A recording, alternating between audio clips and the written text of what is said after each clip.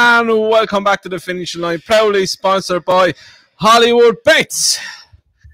Don't worry, it's going to happen. The one you have all been waiting for, the value debate. It's going to be interesting. Why is it? Hold up now. I'm trying to fix this.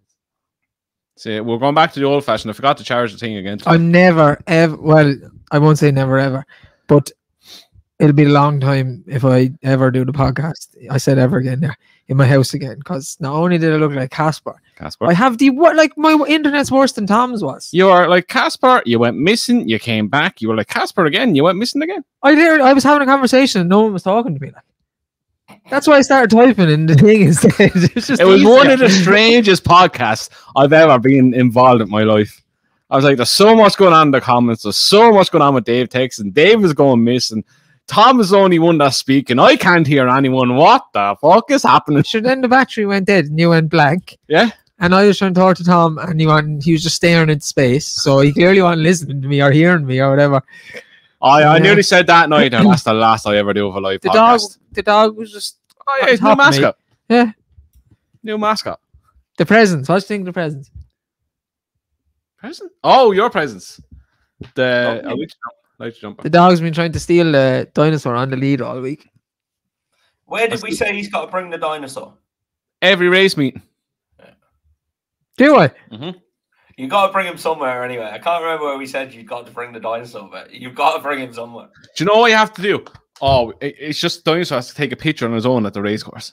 I'll bring it to Dino Dave at the races. We can make a Twitter account for him.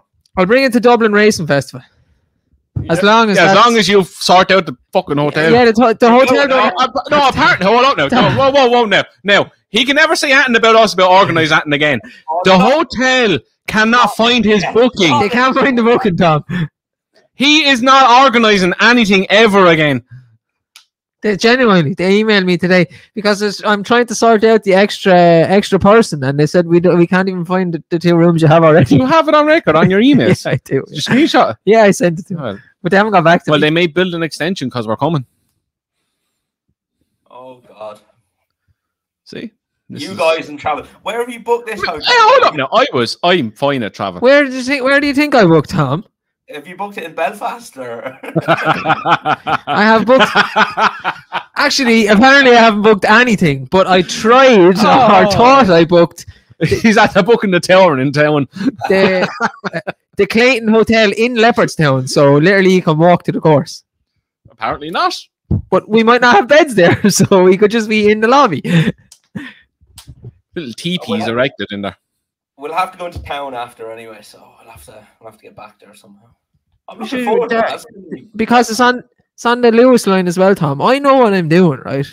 Yeah. I know what I'm doing. He knows how to book things. I would never trust you, Dave, not after that Cheltenham trip. You're gonna take them words back after Leopardstown. You will. You'll say you'll take them words back when we're sitting in Alfie's. I say, Dave, you done a good job. Sat at the train station and wait for the train to Limerick. What's going on, lads? Where's the train? It's Monday. What the fuck? Dave, that one said Dublin. Why aren't we getting that one? Why are we going to Limerick?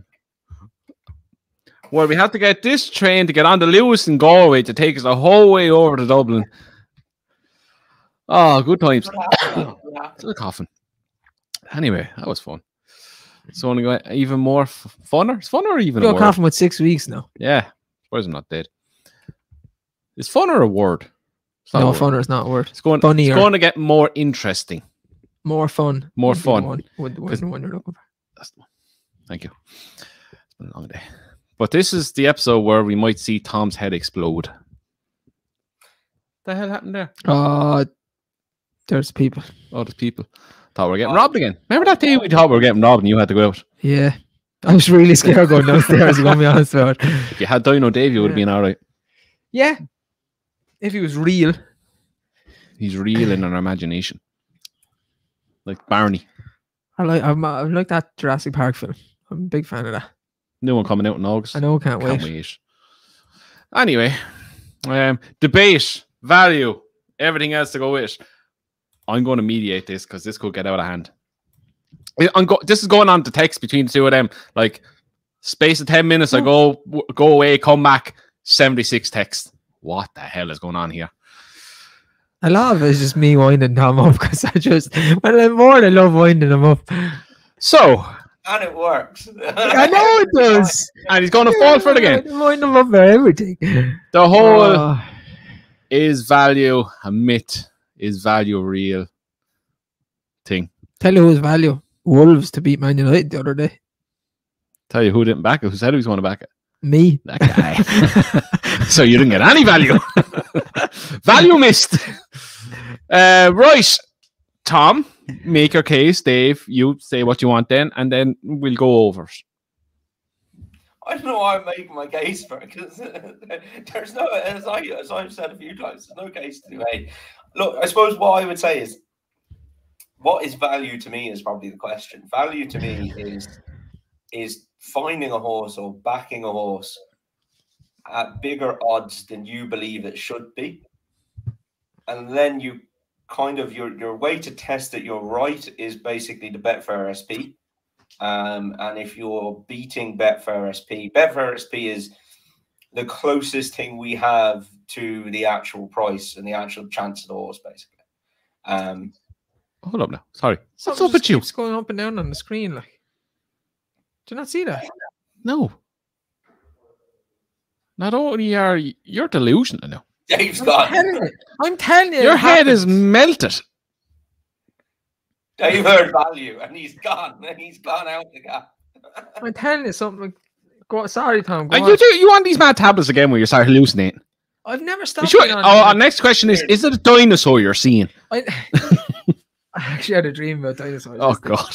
I never stopped taking the mad tablets. I have to take them all the time. Like, so it's the mad tab. Sorry, Tom. Carry on. Tablets. Yeah. So look, Betfair SP is basically as close as you're going to get to the actual chance of the horse. And if you are beating Betfair SP,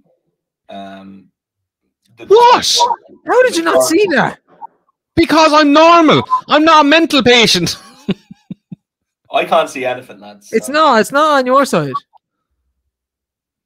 Watch down where it says add video clip. Just keep watching there. Go on, Tom. Jesus. They're going to play this in a year or so. You know, like shouldn't joke about this. Sorry. Joke away. It's too late now. You're gone. It's like Antonio Brown going crazy, and they're like, "Why is Antonio Brown gone crazy?" And then they show the clip of him getting knocked out. And you're like, it all makes sense now. They're going to replay this clip, Dave, and they're going to say that was the moment he did it live on air. No, it started to unravel at lockdown when he had the rant about the X. Yeah, it's when it all started unraveling. Wanting to knock to the head, it was I don't know. Anyway, we'll get on with this. People, judging by Twitter today, people are looking forward to this anyway. I don't think it's going to be as explosive as I swear to God. I'm sorry, Tom. You're doing that on purpose. What am I? Am I a fucking Harry Potter here or something? Like? As soon as you drank the water, it happened again. Yeah. Ooh, magic water. Ooh. The two of you are at the fucking selling me, or you're at there setting me up or something. I'm telling you, it happened again. What's up with you? I have no idea what's going on. I'm not looking at the screen anymore now because there's something going on. Vidi vici. Oh my God. Sorry, Dave. We haven't set you up. Did you happen to watch the Harry Potter reunion? You think everything is real now? How could you not see that? Like, yeah, after setting me up. How? Like, I can't go near that. This is the old laptop. Like, bring back the camera. You know what? There it goes again. Look. Wait, see it? I've got water bottles. You need to drink water. Yeah. To take your tablets, Dave. It's another episode that's gone pear-shaped already. Absolutely gone. There's lads tuning into this, looking forward to debate on value and learning a bit, maybe even. And they're like, "What has gone wrong with this show?" It's always been like this, though, isn't it? Anyway, value before this fella. Can we make that bigger? We can. Because if we make that bigger, I might go away. Dave is concerned about whatever is happening on the screen. Yeah, that's better. He sounds like my 4-year-old now. Can we turn that light on so I keep winning monsters? That's better now. Literally.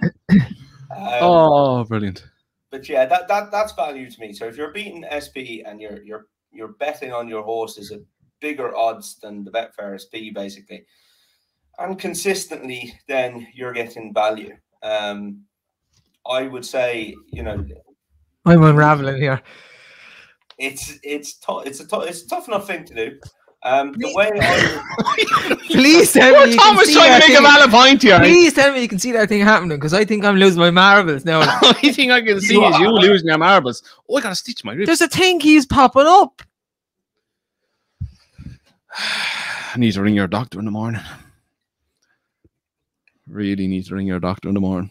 regular listeners to the show are going to be in absolute pieces watching this. Absolutely, like Kubo's going to be on the floor when he sees this, lads. Right? Please watch the screen. I'm watching the screen. Just don't not watch it now. Keep watching it. Down by the Hollywood Bet side. Okay. Hollywood Bets. People who have just tuned in based on Twitter today. Keep watching it. You're looking at me. He has to make a point here. We'll be here till bloody Christmas. Next. Look at it. What? See it. What? There's a little picture thing popping up. What? You're doing that. With what? I don't know, but you're With the doing pen? it.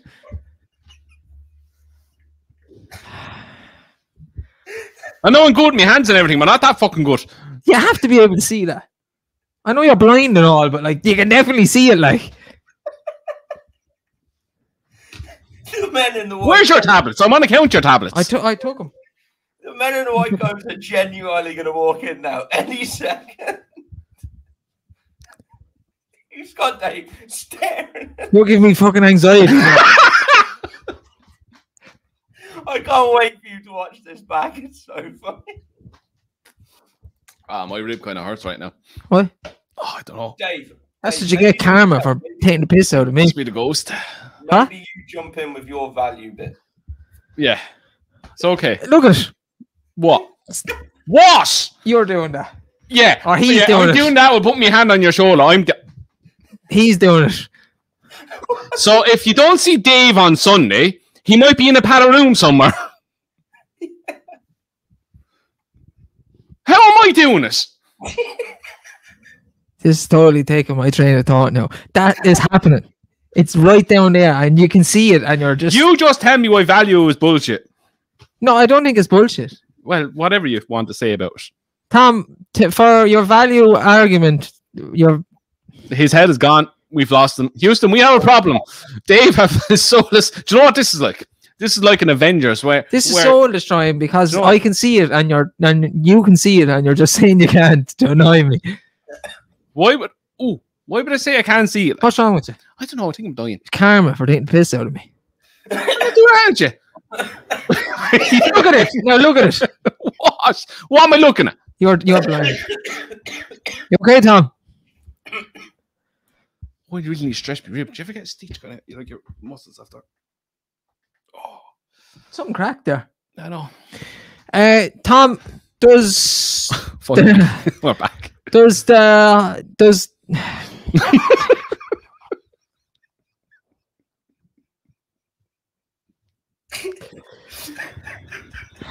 give me a second. Substitution, please. Does the horse have to win in the end for you to get value over long term? Like, So, Oh, I would see. everybody over a stretch of time will have winners. You obviously, no matter... Unless your name is Kubo. unless you keep back in Bentland Hills. But like the three of us would all have different routes to picking our horses, right? So I put the value thing separate to that. Like, I think we all think Honeysuckle will win the Champion Hurdle. Dave, you might think she's a good bet at 4-7. Because you think she's a 1-3 shot. I might think she's a bad bet because I think she's an even money shot. So that's kind of where it comes in. But everybody will pick their winners. Like your granny sticking the pin in the paper will get winners eventually, right? So that it is based on winners. You do have to have some kind of a strike rate. But everybody's going to get winners eventually.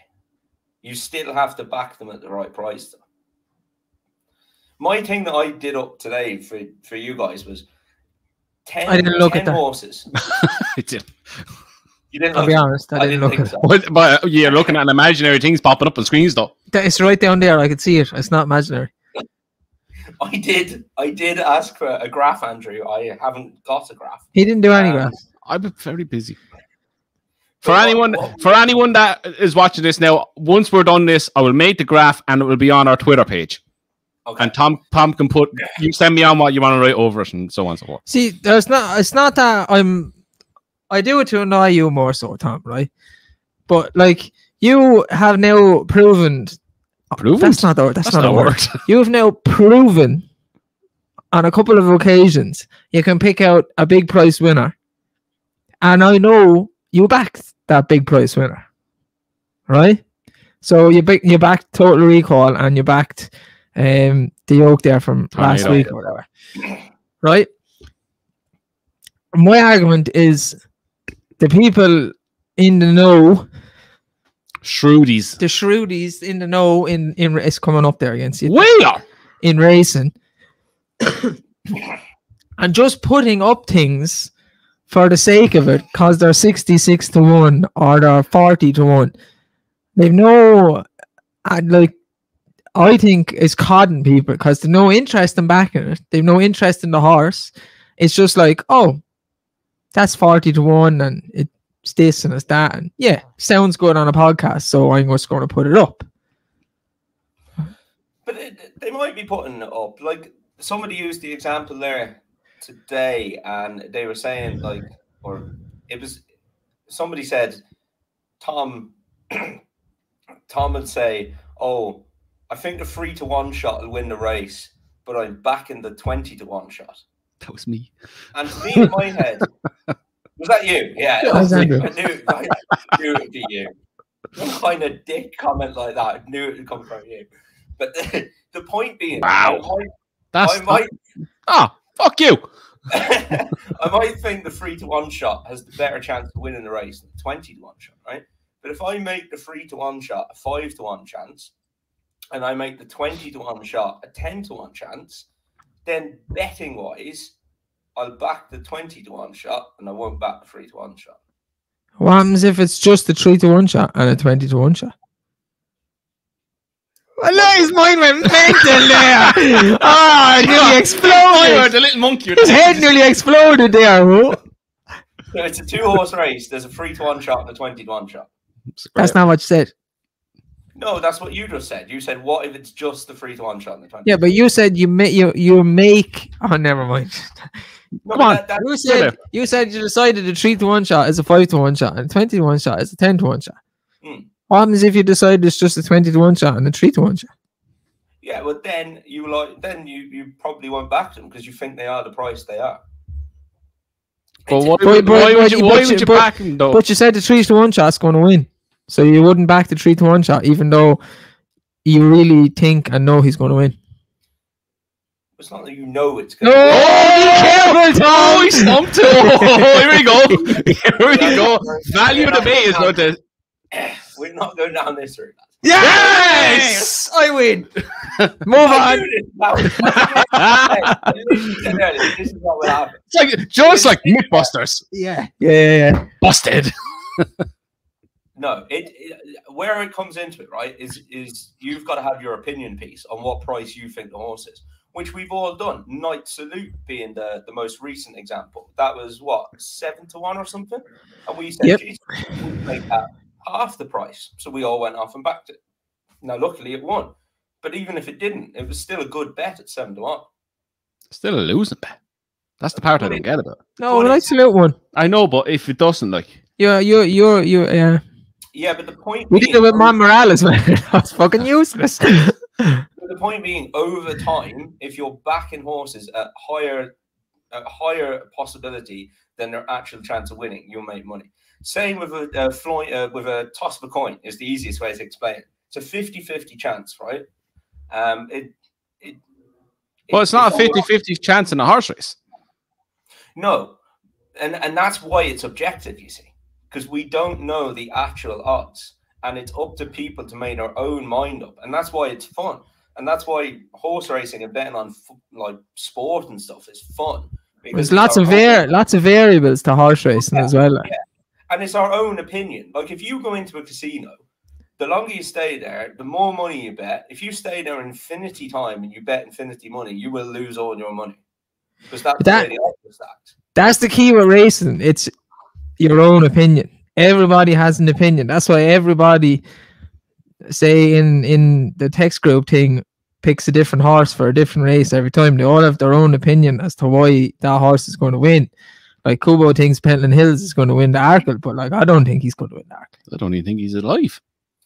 But that's it. Just to bring it back to the coin toss thing there. So it's an even money shot.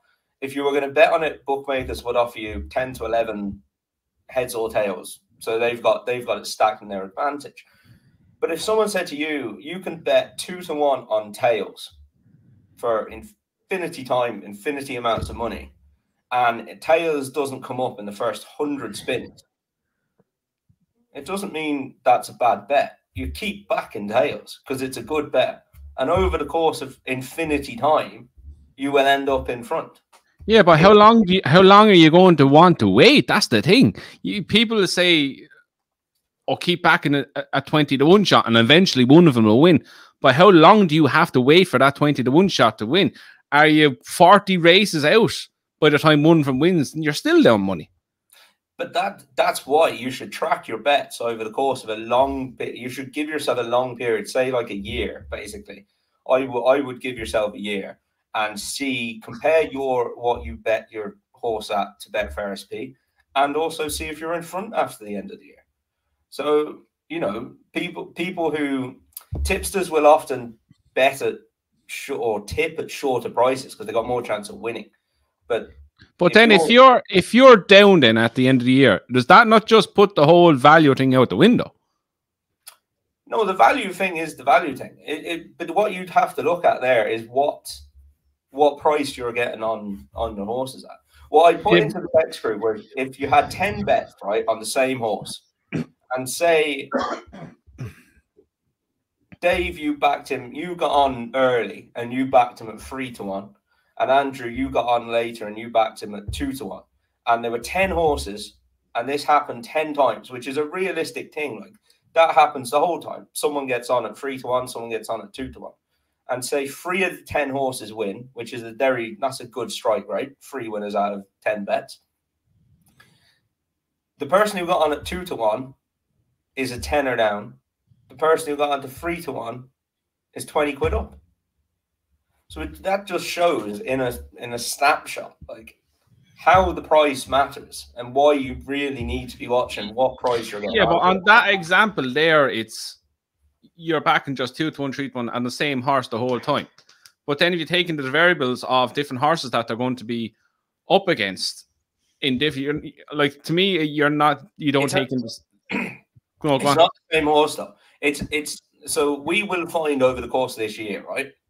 10 times at least that me and you or you and Dave fancy the same horse in a race just over the course of the year. Any random, like not the same horse, but just in a race over the course of the year, 10 times we'll find we fancy the same horse.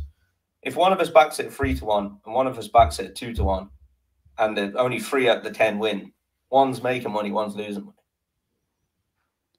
Yeah, I get that argument of it, but then see, it's the whole variables thing. I come back to the whole time when we talk about this. It's obviously it's not going to be, as you said, it's not going to be the same horse. The price may be the same the whole time, but what if the three times it doesn't win? And then my whole thing about it is how long are you willing to wait to be up that €20 after what? God only knows how long. Do you come to a stage where you're 3 months down the line and you're what, 100 quid down? When do you stop and just say like this value thing isn't working for me? But that's not so much the value thing. That's the horses that you're picking. Yeah, but it's the same argument though. If you, for instance, say I do it and I I think this horse should be 10 to 1, blah, blah, blah, and I keep doing that, then the value of me, the way I look at the value then there, as in the horse should be 20s, or the horse 20s, I think it should be 10. And if I keep doing that and I'm wrong the whole time, then you're up shit creek without a paddle. But then that probably, I mean, you're not going to be wrong all the time. One of them is going to win at some stage. But say if your strike rate isn't high enough, then that would show that you're pricing them up wrong. So you would need to look at the way you're pricing them up. So that's the way it comes back to the variables of your opinion. We can all have an opinion on it. But if you just take it out of it, then say you randomly pick a horse or horses, and you just happen to back them at 20 to 1, and their Betfair SP is 10 to 1. You're going to make money over the course of time. No matter if it's my granny sticking the pin in the paper, and she randomly picks the right horse that is 20s into 10s, and its actual chance is the 10 to 1. She's going to make money in the long run. I know what you're saying as well about tracking your stakes and all that. That's obviously a good idea, and you're saying it over a long term kind of thing, Tom. So like season to season, maybe track your bets for the jump season, track your bets for the flat season, so on and so forth, right? But how do you then say that to the casual punter that's just having a bet, say, for the week at Cheltenham, or having a bet for the weekend of Dublin Racing Festival? It's not that I'm saying you're wrong and all that, but like those people will naturally have a different method and a different way to betting, or someone that just rocks up to the races on a weekend, and that's when they're going to have their bet. Like how do you make them see, like, regards price and stuff? Or I know people that like will just back a horse because they like the horse. They're a fan of said horse, or they're a fan of said jockey or said trainer, and they will just continuously go down that route because the jockey is on the horse, or the horse is trained by so on and so forth. And they will just always have the same stake on the horse, no matter if it's 2 to 1 or 100 to 1. It might be like a €5 bet, and that's just what they do. Like, so the value thing is obviously like mathematically works, but it's designed over long term for people that are willing to wait to win money. Like, and that's what Andrew is trying to say. It's not really like, it obviously works and it's mathematically like percentage chance to work. That's factual. But how do you integrate other people into that are not like, say, myself, you and Andrew, that like consistently bet over a season and have our stakes and have our ways that we bet, that are just casual? But how do they get the best out of finding a good price then? I think that is like, that's really important there, because the majority of people are your casual punters who just want to have a bet because they like horse racing, or the football is on at the weekend and they want to have a bet on it. I think your thing is there, and we spoke about this before on one of the betting shows that we did, is have a set amount of money that you're willing to lose. And obviously for people who want to take it a bit more seriously as well, have a set amount of money to the side. But especially if you're saying like even like I do this myself. Like Cheltenham, I'll have a set amount of money. I'll probably have a bet in every race at Cheltenham. My anti-post bets are completely separate to that now. They're trying to find value in the market. But when I'm sat down watching Cheltenham, even if it's, you know, I mean, some of them I won't. Like Honeysuckle, some of them I actually find it ruins the race for me if I'm cheering on something to come second to Honeysuckle. So I'll sit down and just enjoy that. But I'll have a random bet, small stakes on the majority of races at Cheltenham. Same as I went out in London for the Breeders' Cup. So I had a couple of bets that I actually fancied, and I backed those. And then obviously you're out in the pub, you're watching the racing. I had a bet in every race, just small stakes, but I expected to lose all. And I was happy if I lost all that money. I wasn't happy, but you know, the money was there to be lost. Millionaire. You know, the money is there to be lost, and that might be €10 for somebody. It might be €50 for somebody, but I would say be conscious of price. Be conscious of what bookmaker is offering the best price. Try and get the best price for that bookmaker. Do have a look online as well on Betfair. See how that works. I think they do demo accounts still. So, you know, take your time, find your feet, and see how that works. But yeah, no, I my main thing for them would be do try and find the best price. Be conscious of how the market works and know how it works. That you are always trying to get that best price, but have that amount of money that you're going to bet. Say you're a random punter, you don't bet until Cheltenham every year, and you want to give yourself 20 quid a day. You know, set out your 20 quid a day and try and make some money for yourself. But and then at the end of the day, if that 80 quid is lost, it's lost. That's the one thing we will always agree on, Tom, because no matter what way you bet, if you want to follow a jockey and all that, right, all well and good, have a stakes and make sure that the fun stays in it. Because at the end of the day, the reason I got into watching racing was because I liked certain horses like Big Bucks and Denman, and then spiraled on from there. But if you're backing, losing money, and there's no fun in it, and you're not actually enjoying the sport, then there's no point to it. So I totally agree. You have to have a certain amount of stake that you bet, like a point system or 5 or 10 or whatever way works for you. If it's 50 euro, it's 50 euro. But when you lose it, has to still be fun. You can brush it off and say, okay, we'll go again tomorrow. Same way with that. This is me. If I'm bored at home, I make sure I'm not betting. That's when you start getting in your hole. It happened to me before when I was younger. If you're bored, if you're chasing your arse, as in Dave said there, if your stakes are gone of what you put in, don't keep going chasing it, because you're going to keep digging the hole bigger and bigger and bigger. Stick to your stakes, be it €5, be it €2, be it 10, be 50. Don't think you have to be Billy Big Balls in front of the lads and put 50s on a horse and 100 on a horse. Don't get stuck into that malarkey. Stick to what you want to do and have fun with it. As they say, when the fun stops, stop. Simple message, but true. One of the things as well I think is key for, and like I've done this myself back for the years, is say you're betting at a meeting like Cheltenham. It's over 4 days.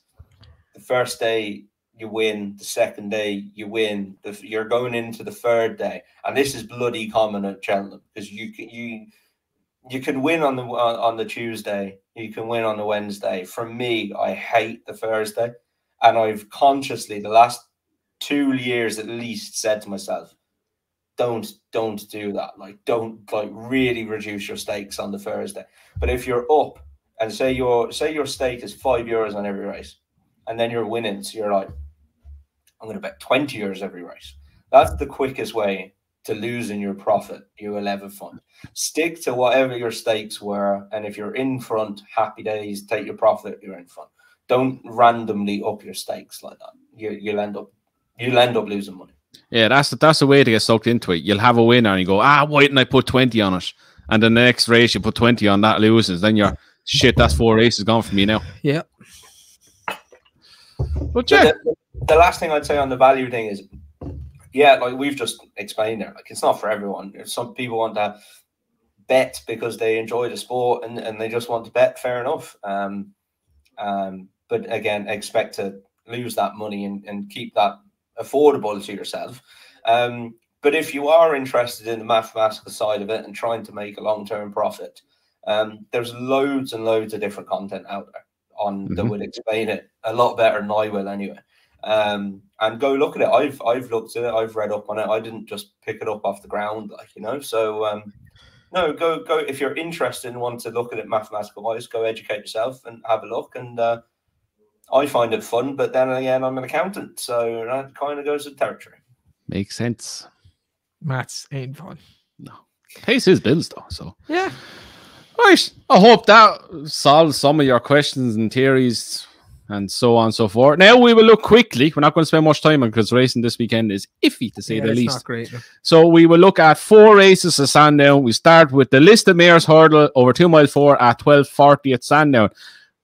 Probably one of the best races of the weekend. Yeah, it's probably one of the better ones, to be honest. So you have there's no prices up yet. Do you have a price there? No. Nope. So Western Victory, who signed off over in Ireland with a clear-cut win, is having their first run for Emma Lavelle. White Hot Chili Philly, you have Anything for Love, Dave's Little Sky Ace, Galwa, Martello Sky, Maria's Rock, and Volkova. Volkovka. That's the one. Volkovka. Volkovka. I've Dave syndrome. Right, Dave. Good little race. Good mares. There's a few on, well, Sky Ace kind of on a retrieval mission. Galwa, who most of us thought would have been going chasing the season, is having her first run of the season. That's as she runs here. Maria's Rock winner last time. Western Victory, very interesting on the back of her win last time, but has to give, well, not much weight away, but still, who is the one you're thinking of going here? Yeah, there's a few I like in the race. I like Martello Sky. Backed her last 2 times actually. Sky Ace, I obviously like her from last year, but her last few runs have just been dismal. She hasn't looked like she wants to even race anymore. So I couldn't be backing her, even though the last one was in a grade 1, but like there was nothing to like about how she ran at all, really. No. So if Willie sent over Galwa, I would side with Galwa. I wouldn't think Willie would be sending her over to Sandown to be picking up the pieces. So no, especially after his Christmas foray. Yeah. And I'd say now these days, when they do send horses over, they're more or less going over to win. Because, well, obviously they're going over to win, but they'll have more chance of winning than some ordinary horse because it takes so much rigmarole to get them over there these days. But she's all in that good form, good novice mare's form last year, and you know maybe she's strengthened up over the winter. If he sends her over and she wins, then probably going to the mare's hurdle then after that. So she signed off with a good win at Punchestown. She did. So Galwa for me. What about you, Tom? Yeah, a lot of it. Well, I wouldn't go as far as say it revolves around, but it is very interesting if Willie does send Galwas over here. She'd good form as a novice. I think that Irish form is quite good. The only thing I would say about her is her worst run last year was at Cheltenham. Could have been for no reason at all. But it'll be interesting to see if she comes over, if she takes the travelling well, and if she can rectify that. Western Victory, I would love to know how much they paid for her because she's got quite a nice pedigree. She's a half sister to Tell Us More, the ex Jigginstown horse. By Western, she's been bought by Swanbridge Bloodstock Limited, so I presume they bought her to breed out of, but they're going to give her a run or two. She was good in Ireland. She'd have her chance. The one I'm going to Sky Ace as well is she just hasn't looked the same mare this year, has she? The jury is massively out, and I would have to overlook her for all that she's been a fantastic mare for the guys who own her and Shark Hanlon. The one I'm going to go with is Martello Sky, Lucy Wadham's horse. She was really No, listen. I'm just in a trance. I thought he was going to say Marie's Rock. No, I've given up on Marie's Rock, even though she did win last day. But no, she's out of favour with me. Look, this mare's right 144. She looks like she's gone and improved from last year to this year again. She won very, very well at Market Racing on her first start, and then she ran very creditably behind Bruno Up a Storm, If the Cap Fits, and Lisnagar Oscar at Aintree. Like, that's very, very solid form in the context of this race. And then she's going to beat Indefatigable. I really wished one of you put this up because I wanted to hear you say Indefatigable. You still haven't heard me yet. So she was going to beat her at Cheltenham. I think that's very strong form as well. She got a rating of 144. So 11 runs, 7 wins. I'm pretty keen on her, actually, yeah. Aidan Coleman's dropped up to ride, so it looks like she's going to run. And, yeah, pretty keen. She's a nice horse. Yeah, what Tom said. She'd probably be one of my only bets. Well, no, I'd have a bet in the Veterans Chase. Who am I kidding? But she'd be one of the strong bets of the weekend. Her last run against Indefatigable It's me that can't say it. Was a good run. Stayed on really strongly to hold her off the line. Her run behind Brewing Up a Storm. Look, Brewing Up a Storm probably would have won at the weekend, only for he tipped up at the last. That form would have been franked, and then the win before that. I think race fitness against Galwa, if she does run, will play a big strength. Maria's Rock is one that could be interesting, but she's in and out of form more than times than the washing on a wet, sunny, windy, cold, and then sunny again April evening. But yeah, Martello Sky, I think, will take some beating in this. Sky Ace, look, you'd love to see her come back to her form that's seen her beat Galwa. I think it was at Fairy House or somewhere like that in the Grade 1. Fairy House, yeah. Yeah. If she came back to that kind of form, which doesn't look likely unless she's had some little issue that they fixed, she could play a big hand, but very sweet on Martello Sky like Thomas. Right, moving on to the 150, the Class 2 2-mile handicap chase. The reason I really put this in is because your man that won the weekend, what's his name again? La Home Press. It's actually La Home Presse. Ooh, women must love you. Presse. Pardon me. Oh, la va voom. The only bastards never lived in Ireland. Sorry, let it go, Andrew. It's like 15 years ago. Probably more. Handball and prick. Anyway, Gunsight Ridge was 6 lengths behind the French horse last time. Brave Sacra?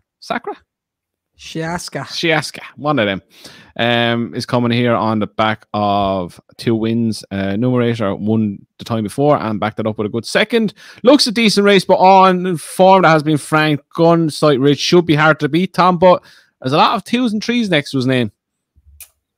Yeah, that's kind of what worries me. That form, obviously, with La Home Presse or whatever his name is, looks very good. Does look very good, but I was keen enough to take him on just because he got beat so many times. I'm gonna go with Brave Siaska. If you look at his second last win at Warwick, the second has come out and franked that form. I think he's on the improve, and what is interesting is the partnership that owned him have now sold him after his last run to the Brooks and Taylor families, is what it's listed as. I presume the Brooks family there is Andrew and Kay Brooks, who would have a lot of horses with Venetia Williams amongst other trainers. Gavin Sheehan is pretty much their retained rider. He rides most of theirs. He's ridden this lad the last twice. So my concern was that he's gone up now £9 again in the handicap. Was the winning done? But that kind of tells me that they think, there's more to come from this chap. So, yeah, on that basis that Gunsight Ridge has got beaten plenty, I will take on with Brave Siaska. You taking him on, or are you going with him? Gunsight Ridge, that form with La Home Presse. Well done, Dave. I like running. Is good, but it was his first run over fences, and the Venetia Williams horse, I think, has improved beyond belief since then. He looked good that day, but probably people that day wouldn't have seen him as an actual challenger to Bob and the Turners at that stage. That's because he's not.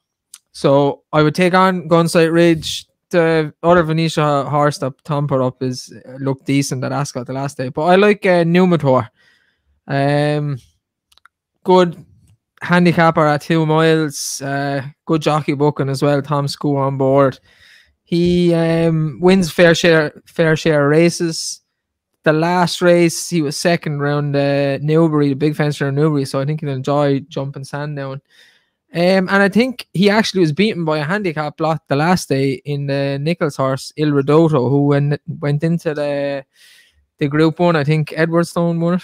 And he was El Chitoto at Sandown. I actually think he will go close in the Grand Annual if he runs in it. Nichols has won it a few times with horses that were very well handicapped, and he's a 4-year-old, so he'll be getting allowances and stuff. So I don't think that was a bad run being beaten by him.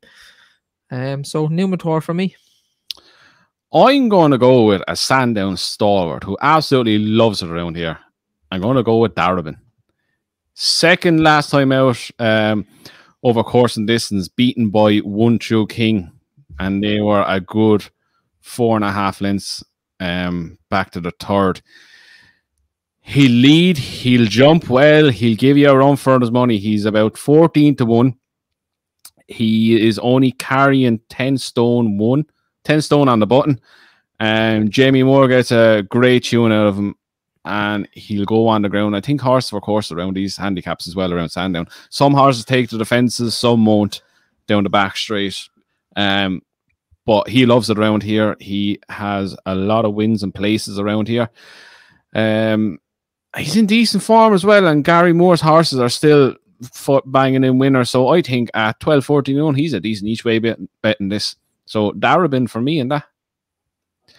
Right, moving on to the 225, the Tolworth Hurdle. The one many people have been waiting for to see Constitution Hill out again. On form. On reputation alone, he should win this. At 2-5, you wouldn't even consider backing him. Because, again, novices? Again, if it was a race with more depth in it, you highly take him on, because I always say I don't like horses going from maidens into grade ones, but this is a bunch of muchness. But there is one at a price that I actually like, and it's not because the Gary Moore horse again.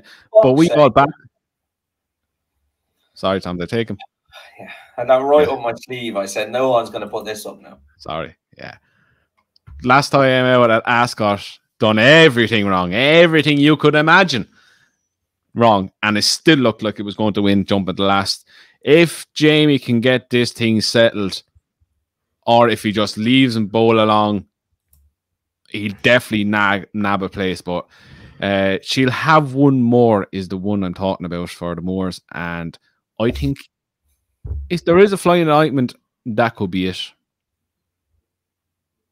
Tom, do you just elaborate on that? You will have more depth. Yeah, no, I agree there, Andrew. I think just back to the value thing, I think this is it in a nutshell.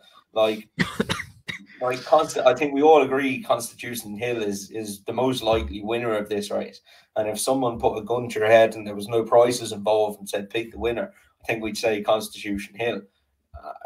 Am I going to go back him at 2-5 after he's had one run over hurdles? Not a hope in hell's chance. So I'm going to look for something to back each way against him. I think the fact that Might Eye is fourth in the betting at 8-1 says it all. Might Eye was beaten well by Constitution Hill. I'd struggle to see how he is going to turn that form around. The one I landed on was Shall We Have One More of Gary Moore's. Jamie Moore has dropped to ride. This lad at Ascot, I think we backed him, Andrew. We did. Yeah, it was the last part of my treble as well. Okay, and I remember he was insanely keen, insanely keen. Completely did everything wrong, and was still there turning in. And you were like, "Oh, he's going to drop out now." Nice horse if it settles. And it just kept going, and I thought it was going to win for a long way.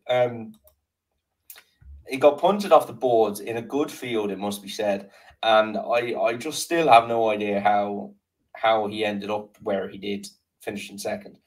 To back that up even more, 2 out of the first 6 horses home have come out and run since, only 2, and they've both gone and won.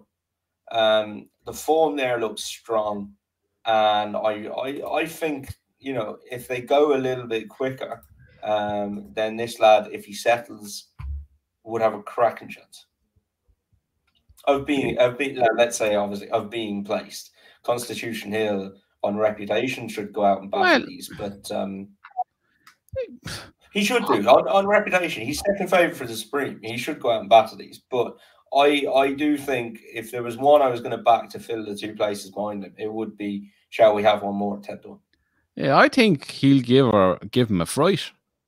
I think if they go a good pace and he decides to settle, God only knows how good he could be. He could be. Look, I'm not saying he could be just as good as Constitution Hill, but he could give it a damn fright. Where you going? On reputation, price, and his speed figure and form is actually quite good. Constitution Hill should win, but Kilcrook got beaten at 1-14 on, so they can easily be beaten. As far as Tolworths go, it wouldn't be my favourite race of the year, but this is actually a decent race.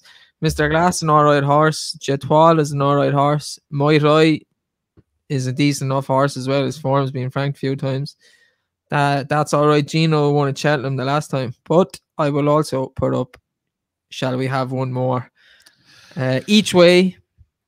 I'll ring Jamie and apologise now. I think he wants a strong pace to run behind if he settles. If he settles, I can't see him not being placed. And if the all 9 run, then you get in 3 places. I think he's a good each way bet. And I think Mr. Glass will lead. He has done in races before, so I think that's going to suit. Shall We Have One More? That's all 3 of us on the same one. Rarity again. Right. Move on to the best race of the weekend. Tom's favourite. Tom, you can have the floor with this one. Surprise, surprise, who Tom's putting up. The Veterans Handicap Chase. As soon as he sees them colours, he puts the horse up. Wait now. What? Who? Wait now. The blue and white. Oh, yeah. It's like a Sapage or something. Yeah, don't matter. It's just so, Tom. It's them colours. He must be attracted to blue and white, right? Sedation. That's why he moved down to Waterford. Yeah, I love Waterford. Yeah. Waterford colours. It makes me think of home, you see. Oh, look, the reason I know ASO is favourite, and this probably comes back to the whole value thing again. He's what, 3-1? Yeah. Yeah, like, am I going to back him at 3-1? Yes, you are. Don't lie. I might back him at 3-1. Any short than that. So that's a yes. He's back in the what was the trotting races around France? What's the value in that, Tom? Trotting races. Literally. Oh, I forgot about that. Hey, I didn't forget about that. I forgot about that. Do we throw him under the bus now? In my back pocket. What's the value in trotting races, Tom, where you can get disqualified for breaking into a gallop? For running.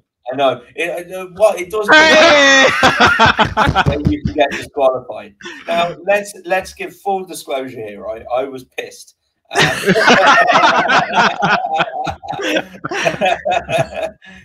But my little angle on some of the French stuff is, well, one, I'll plug Nat's thing again, Race Sharp. They're miles ahead points wise. If you want to follow French racing, I'd go and follow those guys. But the other one is, if you go onto the PMU website, which is the French tote, and see what price the horse is in France. He's trying to make it sound okay. Come on, no. Let's just be honest. Yes or no? Is there value in betting on trotting race? Yes, there's value in betting. No, Tom! Stop lying. If you run, you get disqualified. We'll try it again. You can be honest. You say we won't think any different of you. All people except you're pissed. Is there value in betting on the trotting racing in France? There can be. Yeah. Come on. Hey, hang on. I need to finish what I was saying now. So yes or no? You're pissed. Yes or no? That's all we know. Yes or no? Yes, there is. Oh, you can find it. Yeah. See how you find it. Do you know the trotting form? Okay. We'll try again. Is there value to be got? Betting on the trotting racing. You have to remember he was a politician, so he knows how to answer this. I'll add something to this. Betting on the trotting racing in France when you are pissed. Yes or no? Probably not when you're pissed. Yes! There we go. You still wouldn't fucking say no, though. Probably. Look, bus, Tom, under. I know. If you go onto the PMU sites, guys, you'll see what price they are in France, and they can often be a bit of a discrepancy to the UK prices. That's the only way. So you're just telling people to go back trotting racing blind because the PMU is shorter. Did you win any of those? Did you win any of those trotting races, Tom? No. No. None of them. Well, I backed this thing in France. What you back? When does the race starting, Tom? It started. They're trotting down to start, aren't they? Nope. I think what I said, and bear in mind, I was pissed as well, was he is the man that goes on about value, and then I did this to the table. He did. He nearly knocked me point. We were, in fairness, we were blindly punting on the darts as well. And Oh, that Yeah, was but the darts is a good crack though. That was good. Yeah, I had a good day. Yeah. It was a good day. It's good day. Dave, you even had the barmaid over, and you were like, "Look at this! He's betting on horses at trot." And He did. And she sat down next to him and she watched it. What's going on here? It was very funny. Yeah. This is an insight to what happens when we go out. Good times. Oh, you've got to have those good times, though. Oh, it is. Football, darts, and racing. Good times. So ASO then. Yeah, sorry, back to this race. Yeah, so back to ASO. Oh, look. In the context of this race, like you put it in this, like 4 runs ago, he ran in the Gold Cup. You know, his form in the context of this is very, very good. Like, okay, he was beaten 17 lengths in the Paddy Power, but that's still the Paddy Power, and he was only beaten 17 lengths off a big weight.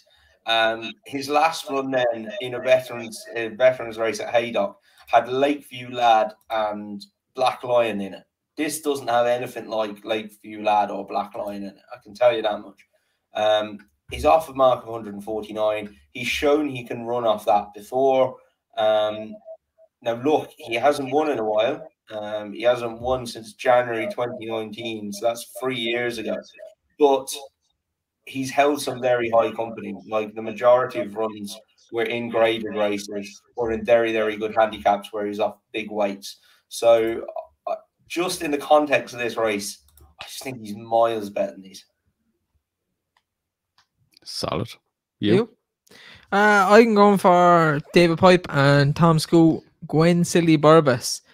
I understand where Tom's coming from with ASO, and he's the right favourite, but these races throw up mad results, and they can be slogs. And just the way he went through his race at Exeter the last time, I quite liked. He won it very well. Running into form, so some of them are way out of form, but again, it wouldn't surprise me if one of them comes out of nowhere and wins a 20-1, but I prefer to go for an outsider, so going for him. That's the only thing to say is Venetia Williams is in savage form. Like, oh yeah, when the rain falls, just back her blind. Don't do that. Don't. What was our punting angle? What was our punting angle on that day? When the rain falls, back her blind. Back Brian Hughes. Sorry, is this on? I remember that. Back Brian Hughes. That's another thing we done. Or was it? Not near, was it? Kelso, I think. Kelso. Well, what we back in the Kelso? I don't know, whatever Brian Hughes is on. Brian Hughes.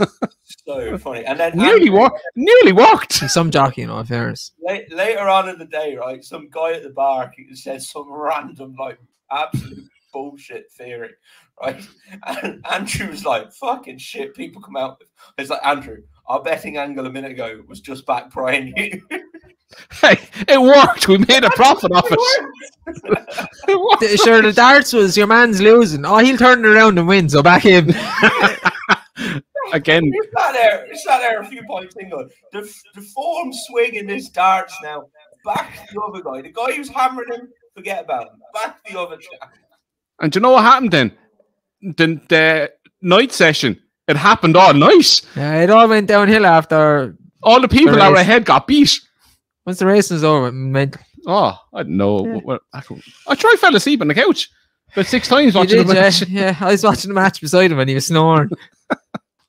Oh, I got in trouble. My mother-in-law was here when I got home and I was not in a good condition. I went to bed. I got laughed at by my stepdaughter as I was going to bed. She was like, you go to bed. You got free Indian as well. That was the best bit of the day, Dave. Yeah. No doubt, the best bit of the day. Right. Why'd you get free Indian, Tom? Am I allowed to say? No. I was going to say it ruined your reputation. Magic no, you're not to say that. Anyway, back to the racing. Quick. It's okay. I'll save it. Thanks. It's okay. I'm going for wishing and hoping. It was in good form until his last run. Nice front runner. Stays. That's what Tom was doing when he was back in the Toronto. Please don't. Shit. Stays further than this. Goes in front. Jumps well. I think last time it's just a bad run. If you got bet by the Gold Cup winner, did he? That's what I heard. You told me that. No, he got beat by a rat. He got beat by a rat. Say it properly. Protectorate. Well done. Yes! Nailed it. But yeah, wishing and hoping, I think back down in this kind of company, he could play a big hand. And he's 10-1. We'll do nicely at each way price of these races. These are like the cross-country races. There will be a veterans chase in Cheltenham. There will be. There will be. It'll be on a Saturday. You better before believe the Gold it, Tom. Cup. You better believe it. Get used to it. It'll be on a fucking Saturday, yeah. It It's will. going to be a 5-day festival. And who's going to bet on it? That guy. And there's money to be made, TV rights to be sold, Tom. Money talks. Oh, it's going to happen, yeah. I'll give it another 4 years and it'll be a 5-day festival. I'll give it 2. I think next year will be the last 4 day. You'll have grade 1 for mayor somewhere along the way, and you'll have a veterans chase. There'll be a 2 mile 4 champion hurdle. There'll be the 2 mile 4 novices chase will be reintroduced. There'll be a 3 mile juvenile hurdle. Oh, good Jesus! Imagine that. That's what's going to happen. How are you actually going to fill it? Like, you can't keep throwing handicaps around. Like, it's bad enough the Kim Muir's one of the worst races on the thing. And that's a diabolical handicap. What else are they going to do? It's just going to make it uncompetitive, lads. That's all it's going to do. And will I watch it?